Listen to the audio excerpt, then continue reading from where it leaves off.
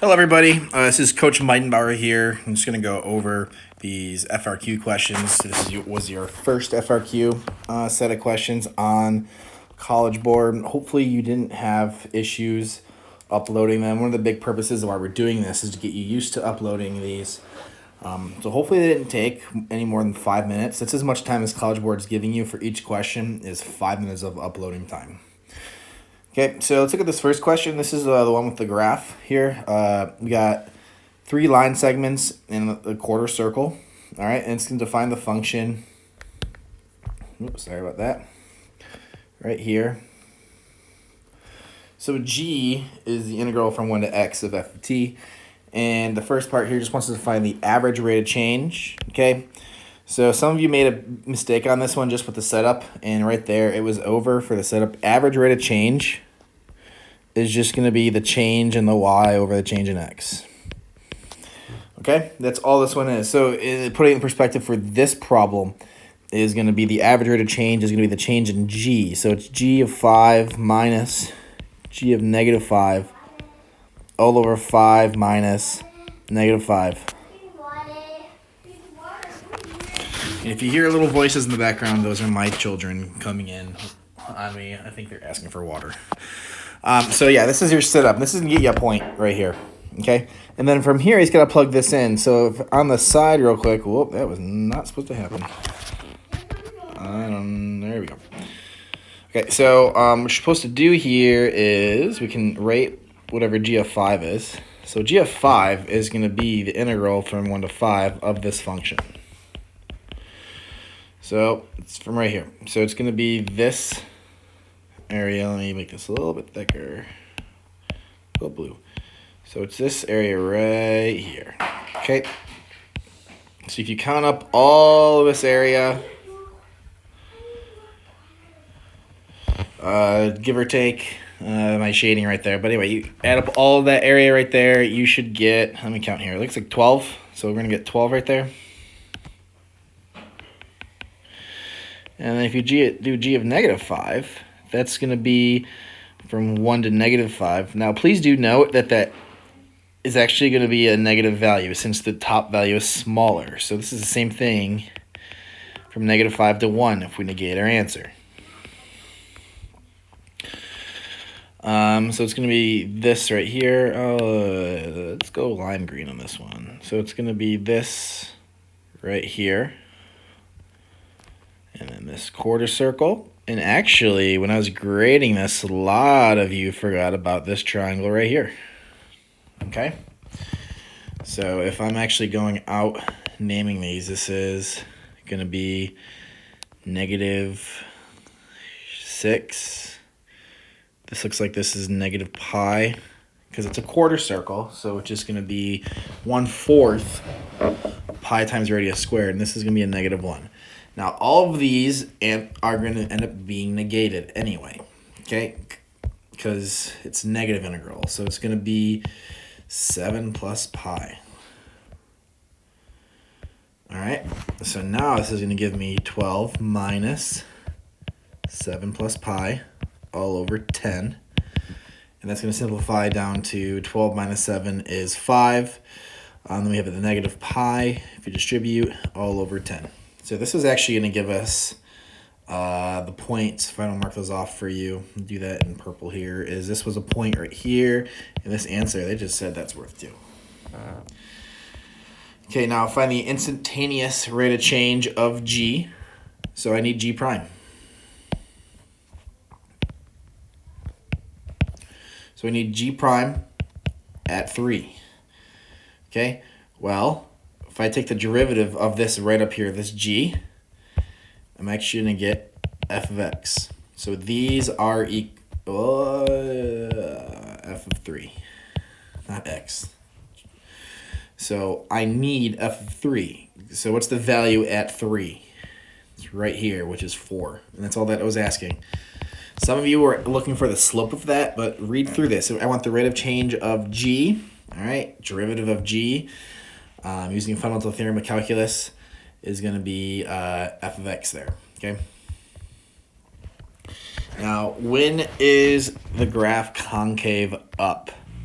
So when is G prime positive? That's the same thing as F prime being positive, which is F prime increasing. So when is F prime increasing? It's increasing, my little highlighter dude right here. Let's go pink. It's increasing there, and it's increasing there. So it looks like that's going to be an answer of -5 to -2. And then it's going to be 0 to 3 because F prime, which we do need to relate it back. If you don't not relate it, we can't get the points, which is why some of you lost points in that one. You do need to relate it back there because F prime is increasing. And that will do it right there. Okay? I don't want to say F prime increasing. Holy cow. Boop. Boop. Boop. Oh, big fix there. Not F prime's increasing. F is increasing. I'm looking for F is increasing. I'm not redoing the video. I'm too deep in it. So it's just when F is increasing, not F prime. That would be something different. Okay, so that's why I was just looking to see when this graph of F is increasing. I do apologize for that. Hey, big pet peeve of mine. People have been doing this. Some people are saying because it is increasing. Well, what is it? You have to tell us what it is, so you cannot do that. So that is a big no-no. Make sure you actually state what everything is. All right, moving on here, last part of this question. In the interval, find where it has a critical point. Some of you forgot to do that part in this question. Classify each critical point as a location as a minimum, maximum, or neither, and justify your answers. So what we do need to do here is we do need to state G has a critical point. That's when G prime is equal to 0, which is when F is equal to 0. So I need to find out when F is equal to 0. So F equals 0 here and here. So that's it. X equals -2, X equals 1. So if I make a little chart here, and this is G prime, which is the same thing as F. So from -2, we're going, everything's below, so it's below, below, above. So below, above. So X equals -2 is neither, because you can do G prime or F. I'll just say F because we keep talking about F, because F does not change signs. But X equals 1 is a relative min, because, don't say it, because F changes from negative to positive, and that's good enough right there. Okay, so that's all of number 1. I'll finish marking up all these points, by the way, for you, for how we did it. So part B, that was just a 1-pointer. For part C, a point there, and then a point for your reasoning. And then for this one, you had to say something was going to be 0. You had to mention -1, -2. And you had to mention that we had a relative minimum here and the reasoning. I think that was it. Oh, no, too many points. It was just that entire second part right there. Okay? Let's move on here to the second one. So this one now we're giving a piecewise function and asking somewhat similar questions. I think this one was a little bit harder, got a little bit trickier, so let's go through this. So average rate of change. Again, I think some of us were mixing up average value. Average rate of change is change in y over change in x.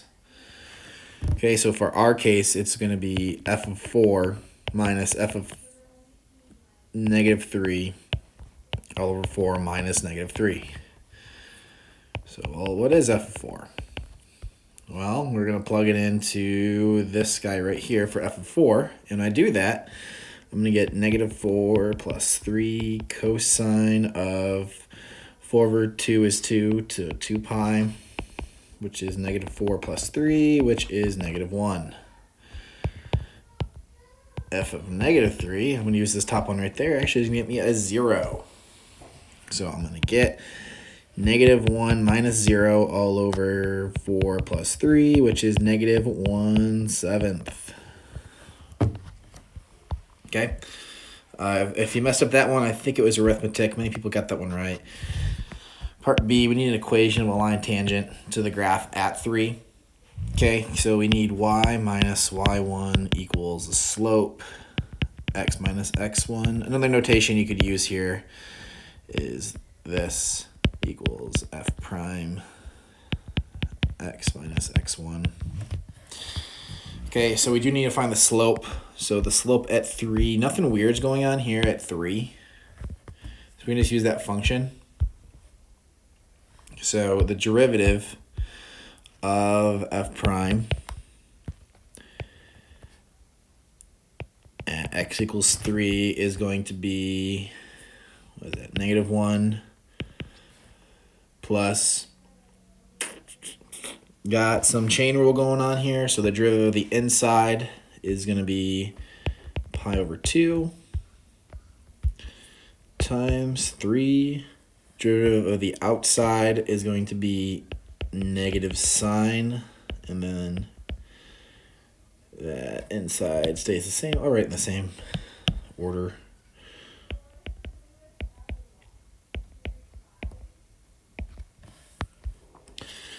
So when we simplify this, we're going to get negative 1. When I plug in a 3, by the way, for x. So when I plug in a 3, it's going to make that sign be a 0. I think. No, 3 pi. It's going to make it positive. It's going to be negative 1. So I'm going to get plus pi over 2 times 3 negative negative 1. I understand the writing's a little wonky and crazy. So that's going to end up giving me negative 1 plus 3 pi over 2. So that's my slope. So I'm going to get y minus, well, what's the y value at 3? So plug in a 3, again, in this right up here, up top. If you plug in a 3, what does that give me? That's going to give me a negative 3. So plus 3 equals the slope. Make sure you put a parentheses around this. Some of you didn't. And then x minus 3. Okay, this parentheses right there is important. Yeah, it's pink. That is important because I think I'm frozen here. Anyway, that's important because if you don't put it there, then that negative 1 doesn't get distributed as well. I am frozen here. Let's see if I can just go in and out. Those are my children, by the way, in the background. I'm struggling. All right, shut down notability.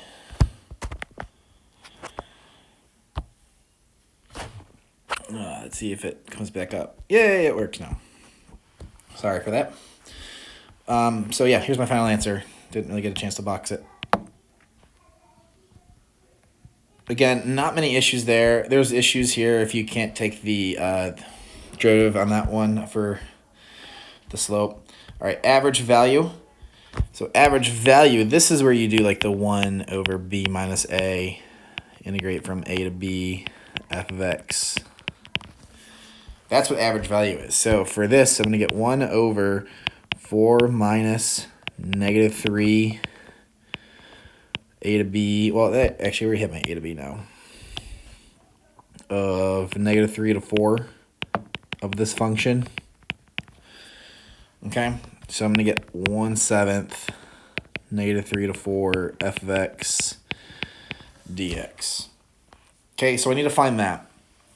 Now, since I have a piecewise function, I need to create two pieces here for my integrals. So for the first one, I'm gonna write it up here so I have more room. I'll change colors for giggles. So I'm going to get 1/7. I'm going to put everything inside here now. So I'm going to go from -3 to 0 of that first top part, which is root 9 minus x squared. A lot of you forget the dx. That's very offensive to people of my culture, that being math teachers. Plus 0 to 4 of whatever that guy is, -x plus 3 cosine of pi x over 2 dx. And then a bracket. So some of you did that, and then you're like, I'm done. I don't know if it's just because you quit or whatnot. I do want to tell you this right here. We don't know how to integrate that. We don't have the skill set to. So the first things we learned for integration is to draw pictures. And this is actually a picture we could draw. Do any of you know what what that shape is? Clearly I've been watching too many Mickey Mouse Clubhouses because I'm expecting you to yell out the answers. Oh, very good. That's a quarter circle. So this is actually a quarter circle here with a radius of 3. Okay, if it was plus and minus, it'd be a whole circle. If it went from it'd be half a circle. If it went from -3 to 3, that'd be the whole circle then. So I only got a quarter circle here. I'll do a quick little sketchy poo. So it's this right here. But from -3 to 0 is only that right there. So that's a quarter circle. So this, I could just know right off the bat that this is equal to 9 pi over 4. Yeah, radius squared times pi by 4. Cool. And then this one, unfortunately, you're going to have to use a little bit of u sub on this guy right here.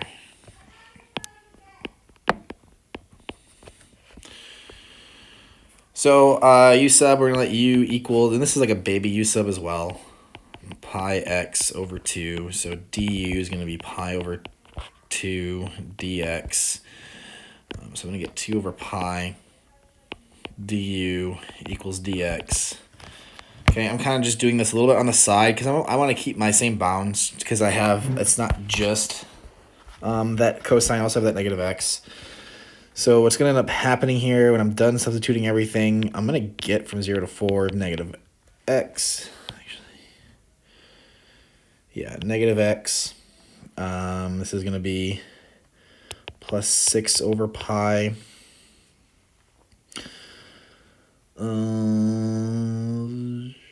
No, I'm doing math wrong. 6, yeah, I said 6 over pi. I didn't write it that way. 6 over pi. This is going to be cosine of u. So by the way, it should be a dx right there.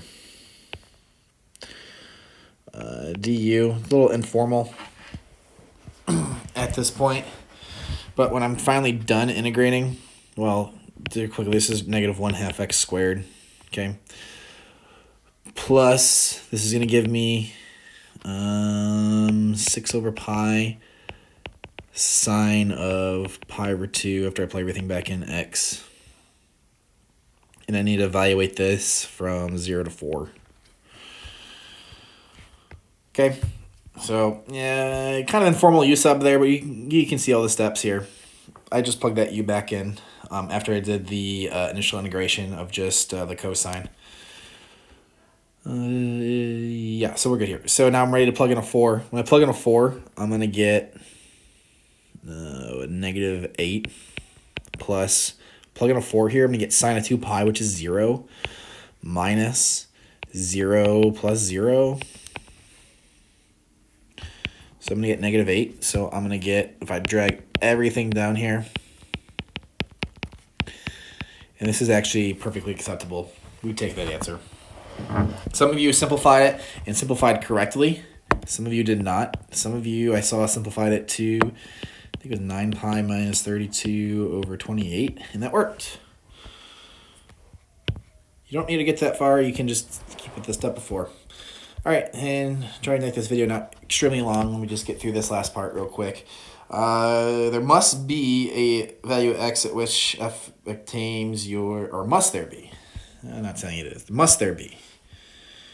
Absolute max. A lot of you are just probably thinking, of course there's an absolute max. Everything has a max. That's not true. If you ever have anything that's like going up to infinity like that, this does not have a max.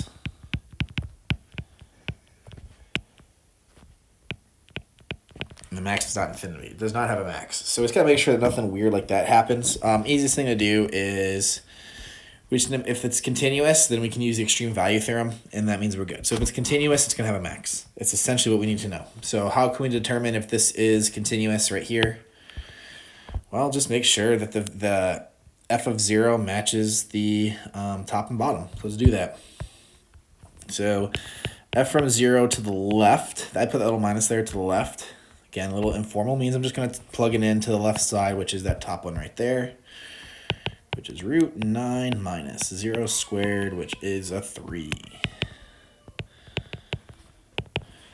From 0 from the right, if you plug in a 0 there, you're going to get a 0 and 3 times 1, which is a 3. So f is continuous. You don't need to say just at 3. It's continuous everywhere. So since it's continuous, I'll just put on the interval. You don't have to do this, but you can. So f is continuous. Therefore, f has a max. By the way, the word max is the same thing as absolute max. I'm just that lazy. Therefore, f has a max on negative 3x to 4 by the extreme value theorem. You do not need to mention that. You can just put therefore f has a max, and then you're good to go. It just needs to be continuous. Once you're continuous, you are golden. All right, I didn't do the pointage. Let's do that real quick, and then I'll be done. All right, so for the first one, you got 1 point. If you put that, that's not a c, that's a 1, negative 1/7. This next one, if you had the slope correct, you got a point, and if you plugged it in correctly, you got a point. Actually, you'd get a point if your slope was wrong. So if your slope was like a 5, for instance, if you put 5 as your slope, and you had a 5 in there instead, you'd actually get just 1 point on that one. For this one right here, you get a point for having that 1/7. You get a point here for knowing that was 9 pi over 4. You got a point here for correct antiderivative of that negative x plus 3 cosine pi x over 2. And then you get a point for the final answer. So that one was a whopping 4 points.